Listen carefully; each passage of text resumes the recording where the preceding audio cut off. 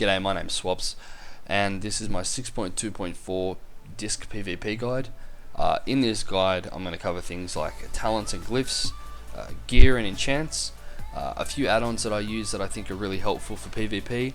I'm going to give you a brief rundown on rotation and cooldown management, and finally I'm going to share with you some of the tips that I've learned from playing a priest as long as I have, and some of the awesome things that really high-rated priests have taught me to make you a better PvPer.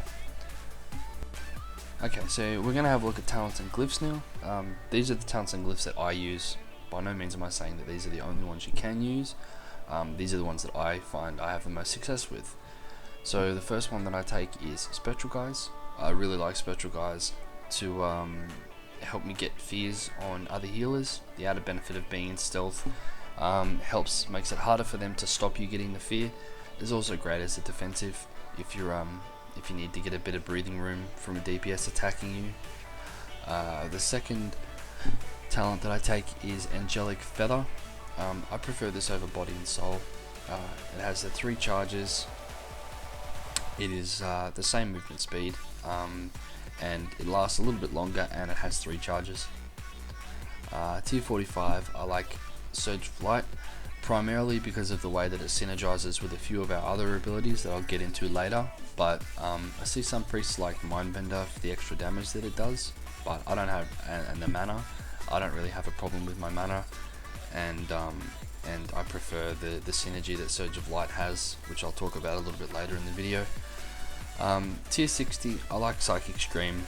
I've always used this as my primary form of CC on my priest, and the only time that I would really opt out of this is for Void Tendrils against something like a warrior. If I had a warrior sitting on me and I knew that he was going to have his Enrage to break my fears because they share the same cooldown, Void Tendrils is a good option to give you some more breathing room when you're being trained by DPS. 75, I prefer Twist of Fate over Power Infusion. Because discs do a lot of damage as well as healing, I feel that this has the two benefits to it for both your damage and your healing. I also find that in an RBG, which is what I do a lot of, it helps you pick teams up a lot faster when you have the extra 15%, and also helps you guarantee kills using some of your offensive abilities. I have seen some priests use Power Infusion in 2s and 3s, but I prefer Twist of Fate. The level 90 tier, I like Divine Star. You can't be kicked on it. It has a high chance to proc your Surge of Light, which is always good for the free healing. The only time that I'd take anything other than Divine Star is Cascade, again in RBGs. It's very hard because of the linear pathing that Divine Star takes to hit your entire team in team fights, whereas Cascade is almost always going to hit your entire team. It's on a slightly longer cooldown and it does have a cast time, but I find that it's far more useful in RBGs. And the level 100 tier, I take Saving Grace for 2 main reasons. One, it's really powerful. I'd go as far as to say it's a little bit overpowered. And 2, Clarity of Will is weak in 2 aspects. 1, it has a rather long cast time, and 2, it's completely dispellable. So you could spend upwards of 10 seconds buffing yourself with a 300 or 400k shield, and then one purge from a shaman and it's gone. Saving Grace is incredibly strong, especially when paired with Twist of Fate. You can get some really nice heals. The main thing that I would say about using Saving Grace is to be intelligent with your stacks and to make sure that you never go any higher than 2 stacks of the debuff. Once you go above 2 stacks, almost all of your other heals become useless, and the only option you have to continually heal at that point is to continue to use Saving Grace, which is in effect only digging you further into a hole of having a massive debuff on you that will almost guaranteed put you behind, or even potentially get you or one of your teammates killed. so I never let my saving grace debuff go higher than 2 stacks, but it is an incredibly powerful heal. Okay, so now moving on to glyphs. The only glyph that I find is mandatory is the Glyph of Penance, which allows us to cast Penance while we move. I find that it's mandatory due to the way that Disc Priest plays at the moment, and with our fears having to be so close to lend our fears, being able to cast Penance while we move is very helpful. A few of the other glyphs that you can use in the other 2 slots are Fade is a good option, which gives your Fade ability a 10%, you take 10% less damage. It's on a 30-second cooldown. If you're capable of deathing CC like polymorphs and hunter's traps and blinds and incapacitates from monks, Glyph of the Inquisitor is still very useful.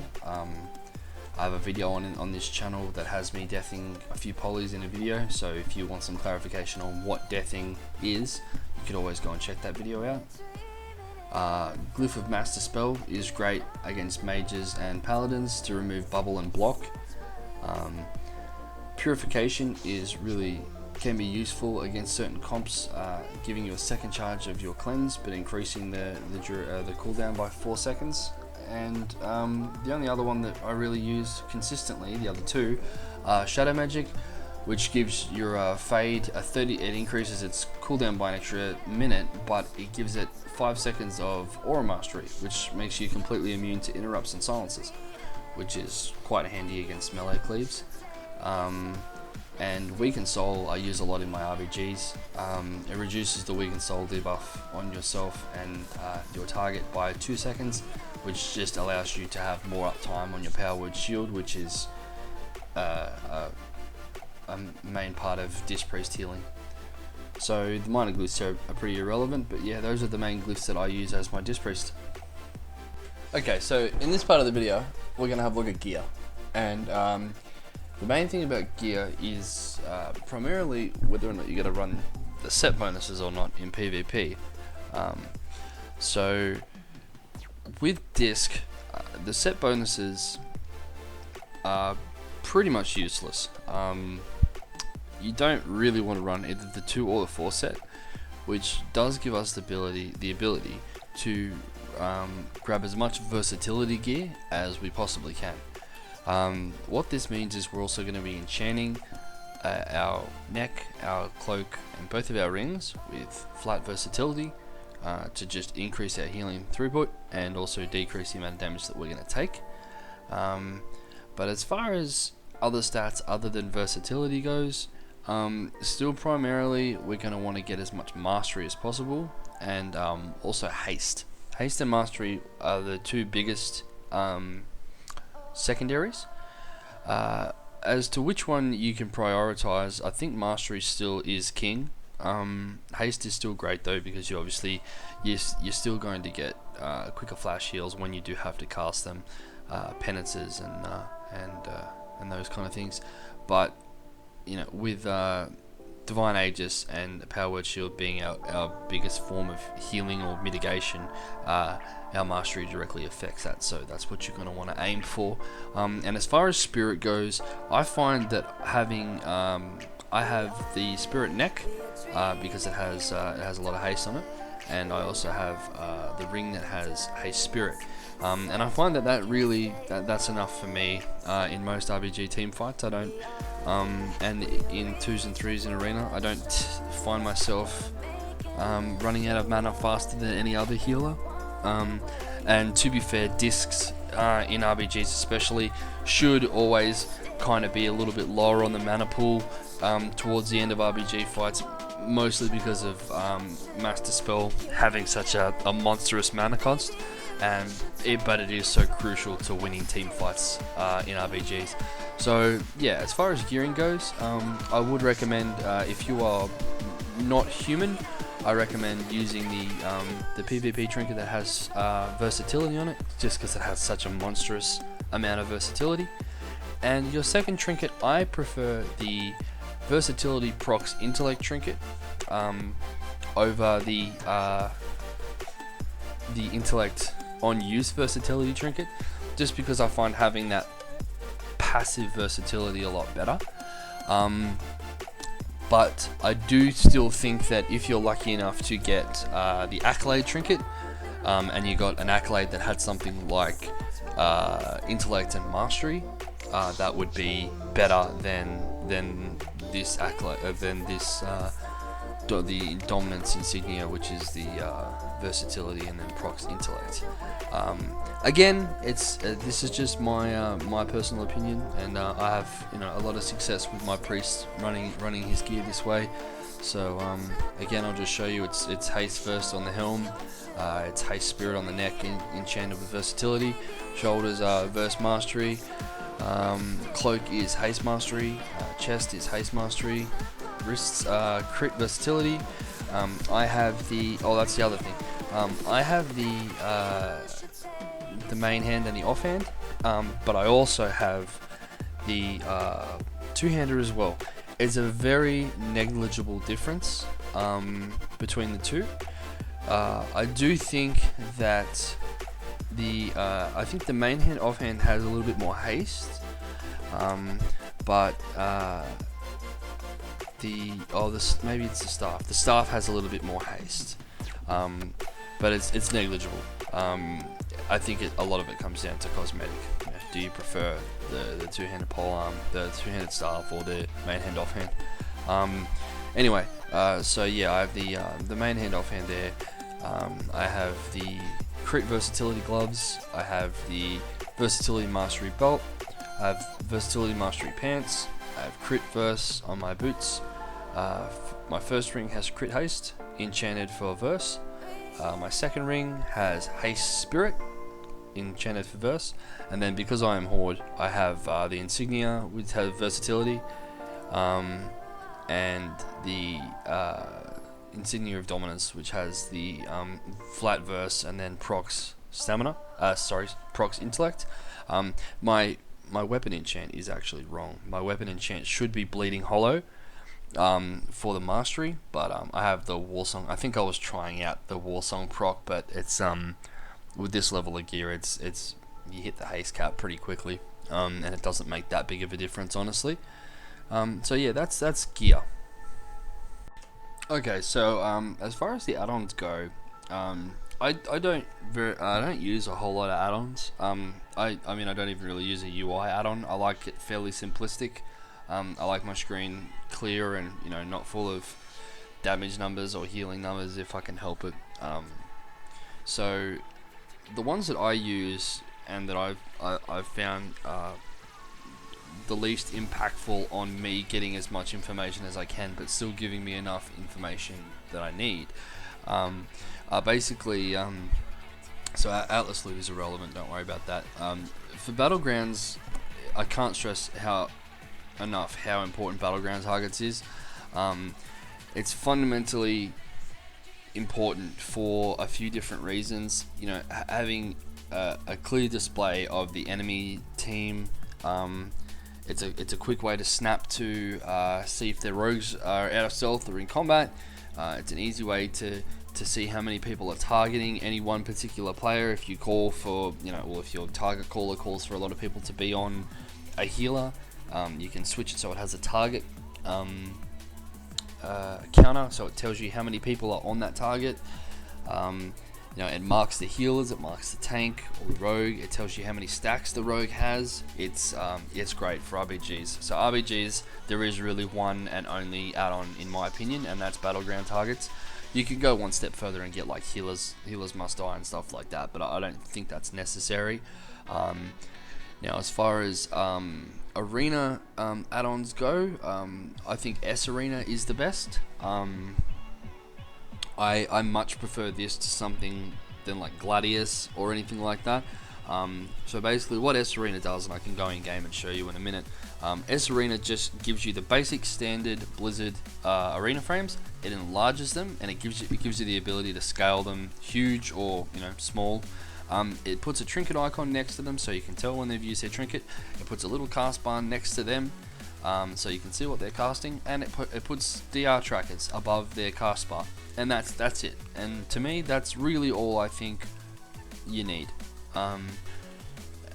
Like I said, very simplistic. It doesn't overload you with information, but it gives you exactly what you need, and that's what I like anyway. The only other two add-ons that I use and that I feel have an impact on PvP are Omni Bar and Omni CC. And what those two do is Omni CC is gives you a clear number for the cooldown on your abilities. So you've probably seen a lot of people use them. It's a fairly common add-on. So if I use like Pain Sup, for example, 3-minute cooldown. So instead of me having to hover over Pain Sup to see down the bottom right hand corner, okay, we've got 3 minutes left, or having to guesstimate with the kind of clock feature that it slowly has the cooldown, it just gives me in clear, bright, clear white letters. It's got 3 minutes on its cooldown. So, there's one that ticks down a little bit more frequently as it gets closer to its duration. It changes color from white to yellow to red. It just, like I said, it makes it a lot easier to keep track of things if you need to know their exact, if you're trying to line up CC or something like that. It's a good way to keep track of the exact numbers. And the only other add-on that I use as far as CC that I find is crucial is Omni Bar, which is this one right here. And in case you can't tell, what it does is it shows you every kick that any class has and how long it's got left on its cooldown. So as a healer or as a caster in general, duking kicks and knowing when somebody has their kick available is probably one of the most important things that you can know. It lets you know whether or not you need to juke cast or not. It lets you know whether or not they have a way to counteract what you're about to do, etc, etc. It's absolutely the most important add-on that I have. It's always the first one that I get whenever a new patch comes out. There are ways to learn to train yourself to track cooldowns and to track kicks. Some of them are very obvious, like DK's Mind Freeze. It has a very obvious animation. But if you have your spell effects turned up pretty high and you've got a whole bunch of stuff on top of you, and you might miss that rogue kick animation. So having that add-on there is just a great way for you to keep track of it without having to watch for the animation itself. You can have it show other things as well, other than just cooldowns. You can have it show other than just kicks. You can have it show cooldowns like Hodge or Trap or Blind or something like that. But those are the kind of things that I like to train myself to keep track of mentally anyway. So the kicks is something, this just simplifies that for me. And the only other one is battleground targets, which that's how I have my battleground targets set up. If you want to copy my settings, I'll leave this up here on the screen for a minute. So that gives you, it quite clearly shows you the healer. It gives you their class color, which I really like. It shows you what spec they are. You can have more features in there, like you can have their role, like it has little swords against DPS, but I don't think that's necessary. I mean, if a warrior has that symbol, his damage. If he's got a shield, he's a prot warrior. This flag symbol here is obviously if he's a flag carrier. The white number on the flag shows you how many debuffs stacks he has, and you can see on the right hand side of it the numbers are actually to represent target count. So if it shows that there is one person targeting this priest, it shows that there are 4 people targeting this fury warrior. Terrific for every person in an RPG. I don't think just healers or just target callers should have this. I think this add-on should be used by everybody. That one's really, really good. And the other one that I use is S Arena, which is that's a really bad example of how it looks. So that's S Arena. So what you're seeing here with all the sheeps is the DR trackers. The yellow bars are the cast bars, and then you've obviously got, here's their main class bar, and then underneath is if they have a pet, and then on the right hand side on the far right is their trinket. So none of the like the sheep symbol or the cast bar there, that's not there unless they're actually casting something, or unless some form of CC is on DR with them. So it's actually very minimal, and it doesn't impact your screen nearly as much as what it looks like it does right now. It's just just in test mode right now, which is a little bit full on. But those are the add-ons that I use. Like I said, I like to have it fairly simplistic. I like to have my screen as clear as possible so I can keep track of everything. I mean, I do use SCADA primarily to track dispels and interrupts and stuff like that. If I think that we're not doing well in an RBG and you know, one of the DPS feel like they're not being dispelled out of CC or something like that, I can refer to SCADA and we can find out who's not pulling their weight or something like that, or just figure out if there is a problem with the spells. So that's good as kind of like an analyst tool if you want to go into that aspect of the game, but it's absolutely not necessary. For the most part, yeah, you just need the information that I get from Battleground targets, S Arena, Omni Bar and Omni CC are typically all that I need. So those are the add-ons that I use. If there are any add-ons that you can recommend that I should be using that you found that are really good, please let me know, and I'll be happy to check them out. If you need help setting one of these particular add-ons up, just message me, and I'll be happy to help you, to walk you through it and help you set them up. They're all fairly simplistic to use, but they're absolutely. G'day guys, so here's the video that I wanted to play in the background and kind of give you a guide on how I play my priest and when's a good time to use cooldowns, and how I use my priest offensively and defensively. So I queue a skirmish and I get a mage, and we queue into priest warrior, which is a pretty good fight. So straight off the bat, I want you to notice that the priest has fear ward up, which is a big mistake by him coming out with it already applied. So I'm able to dispel it. My mage puts him into a polymorph there, and I'm able to get an early fear on him, which forces his trinket, which is really good for us. It puts us ahead. I'll explain later when you want to fear ward against other priests, but it's certainly not when the game starts, when they can easily dispel it. So against warriors, especially when you have a clothy partner, you want to make sure that you keep shields up at all times. You want to keep Prayer of Mending bouncing around. You also want to help with damage as much as possible by throwing out some Holy Fires and some Smites. It gives you your Evangelism stacks, which you can consume for Archangel to increase your healing. So I Spectral Guys here, and I'm just waiting for the polymorph. And as soon as I see the polymorph's about to run out, I put him into a full fear, which is really great. You want to time it perfectly so he doesn't have the opportunity to death or silence you from applying the fear. So just reset the priest as focus there, and I'm just helping my mage do some damage to the warrior here, keeping him purged, making sure he doesn't have fort and he doesn't have shields as much as I possibly can. Mage priest is a very strong comp. So there I just grip my mage out of that blade storm so he doesn't take any unnecessary damage.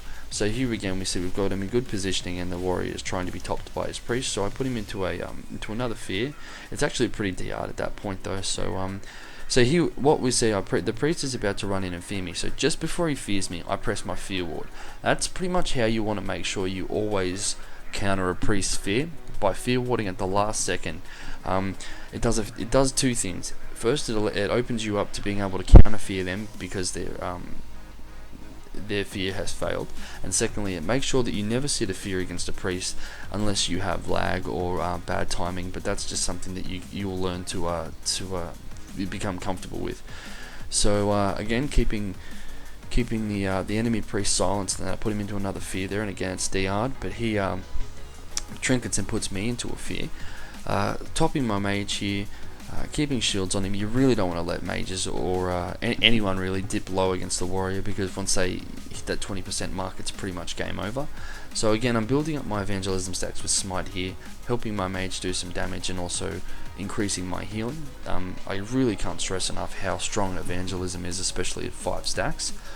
So you consume it there. I have my Archangel buff, so I'm going to get some really nice crit heals, and if I flash heal within the next, I believe it's 15 seconds, it actually applies a huge shield. So we put the mage into a full fear here when the warrior is already low, and that pretty much seals us the game. Some things that are really important when you queue against other priests is one, you're very smart with your Spectral Guys. a lot of mages, a lot of priests will hold off spectral guising until they see you do it first, in order for them to come out second and get the advantage in positioning. And again, the other main thing to take away from this is against other priests, you want to really make sure that you never come out with your fear ward applied. You're basically asking for it to be dispelled, and because it does have such a long cooldown, you're going to be eating a lot of fears for the next 3 minutes. Thank you very much for watching my PvP guide. I hope that this has encouraged people to try Disc Priest if they haven't already, and anyone who does play Disc, I hope you might have learned something new. So as far as the channel goes, we're definitely looking to put some more content up soon. There's going to be some Fire Mage videos, some Elemental Shaman videos, some Ret Paladin, some DK and some Hunter stuff going up soon. We're definitely trying to grow the channel, and looking to put out some really good content for you guys as far as RBGs and arena guides go. So yeah, if you liked the video, feel free to hit it with a like, and if you'd like to continue to see content like this from our website, from our YouTube channel, please hit the subscribe button so that you'll be notified when a new video goes up.